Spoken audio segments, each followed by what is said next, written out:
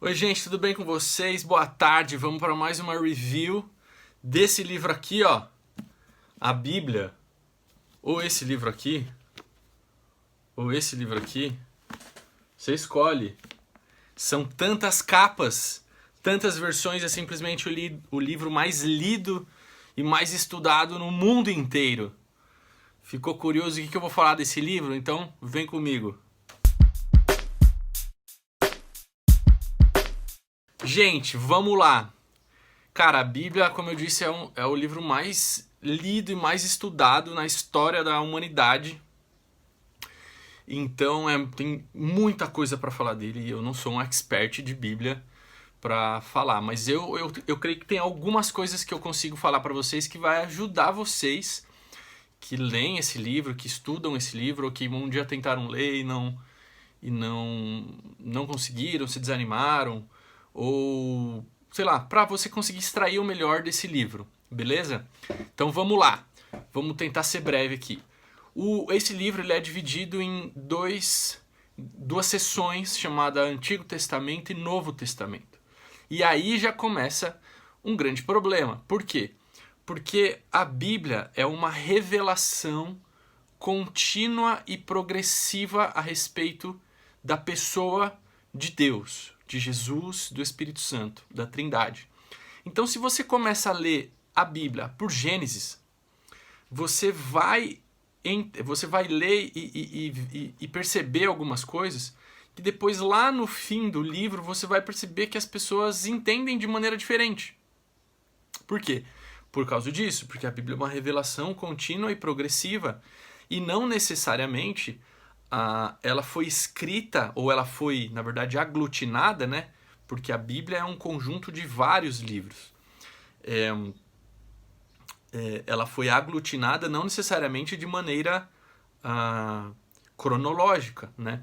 Porque, por exemplo, o livro de Gênesis ele é o livro que conta sobre as coisas mais antigas, do início da criação, mas não é o livro mais antigo escrito. O livro mais antigo escrito é Jó. Então, se a gente fosse colocar em uma linha no sentido dessa revelação de Deus, de modo que eu pudesse começar pelo que entendia menos a respeito de Deus e terminar pelo que entendia mais a respeito de Deus, o livro não estaria disposto na forma que ele é disposto hoje. Então, a gente entendendo isso, a gente consegue melhorar a nossa forma de ler esse livro. Então, falando um pouquinho do Antigo Testamento, o Antigo Testamento é composto por algumas classes de livros, né? A gente divide porque eles se assemelham na forma de escrita, no propósito de escrita também. Então a gente tem primeiro o Pentateuco, ou a Lei, que é os 5 primeiros livros da Bíblia, Gênesis, Êxodo, Levítico, Números e Deuteronômio. Esses livros são os livros que os judeus ainda leem hoje. Para eles, a palavra de Deus é esses livros, são só esses livros. E aí vai ter alguns judeus que adotam também os livros dos profetas e os livros históricos, né? E tem alguns judeus que já descartam os profetas, não creem nas profecias. E aí também não sou expert nisso, eu só tenho essa informação para compartilhar com você.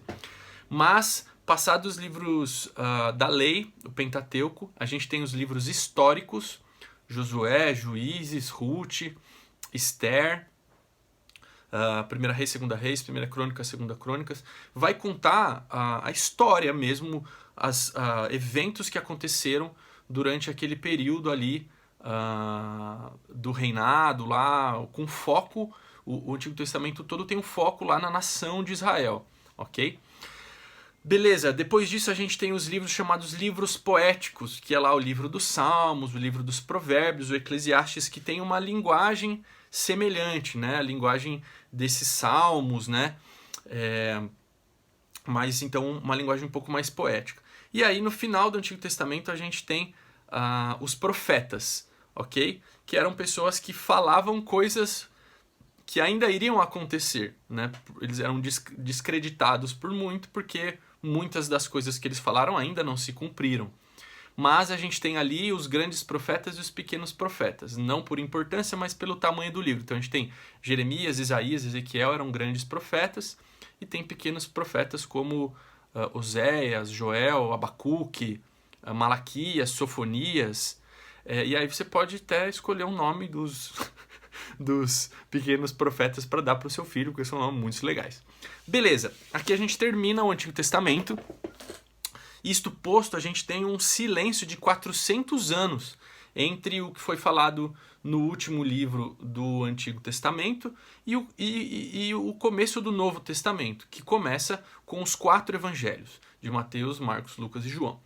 Os 4 evangelhos vão falar da vida de Jesus, vão descrever ali, principalmente o livro de Lucas, desde pequeno, né, o nascimento de Jesus e até a infância de Jesus, o livro de Lucas fala.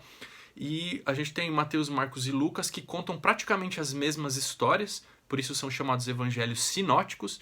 E a gente tem ali o livro de João, que conta de maneira um pouco diferente as histórias, conta outras histórias e tal. Por que tem essa divergência? Se eles contam as mesmas histórias, por que a gente tem 4 evangelhos? Então, cada um deles escreveu para um tipo de povo diferente. Mateus, ele vai escrever para judeus, Marcos e Lucas vão escrever para gentios, e João vai escrever para a igreja, para aqueles que haviam crido em Jesus e aí estavam seguindo os ensinamentos de Jesus. A gente tem aí, na sequência, o livro de Atos, que é o livro histórico do Novo Testamento, que também vai contar a história do que aconteceu ali no 1º século depois de Cristo, né? A fundação da igreja, como foi o desenvolvimento da igreja. E aí a gente tem as cartas.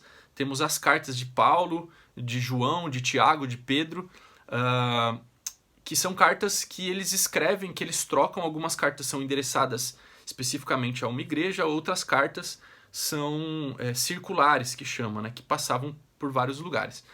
E essas igrejas, essas cartas, elas são, podemos dizer assim, mais aplicadas para o nosso dia hoje. Por quê? Porque nós fazemos parte da igreja ainda.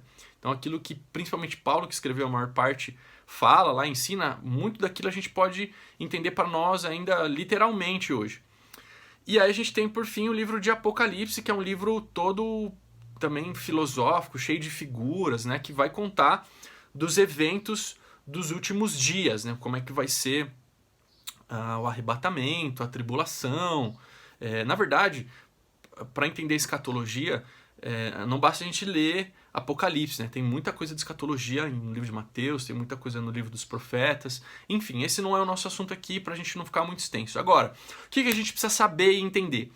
Que eu preciso ler o Antigo Testamento sabendo que o que acontece, o que Jesus fala e o que Jesus vem a fazer. Porque se eu leio o Antigo Testamento isolado, muitas vezes eu não tenho entendimento do que é que está se passando ali, né?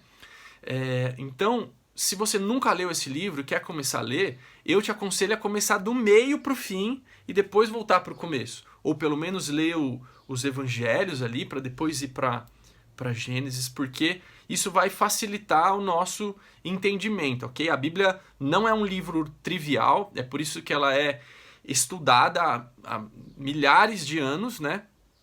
Desde que ela foi escrita. Ela foi escrita num período de aproximadamente 1500 anos, e a gente não pode precisar porque tem livros ali que a gente não sabe exatamente quando foi escrito, é estimado, e ela foi escrita por mais de 40 autores.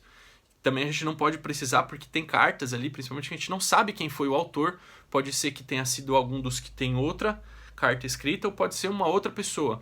Então a gente não consegue precisar, mas olha esse compêndio, essa coletânea de livros, que incrível que virou isso que a gente entende hoje como Bíblia Sagrada, né? Então foi um negócio que demorou demais para ser feito, escrito por várias pessoas, e se a gente não entende essas nuances, a gente às vezes vai achar que a Bíblia se contradiz, às vezes a gente vai ter muita dificuldade de entender o que ele está querendo falar, para quem que ele está querendo falar. Então acho que eu consegui ajudar vocês um pouquinho a entender mais ou menos o que é a Bíblia, ok?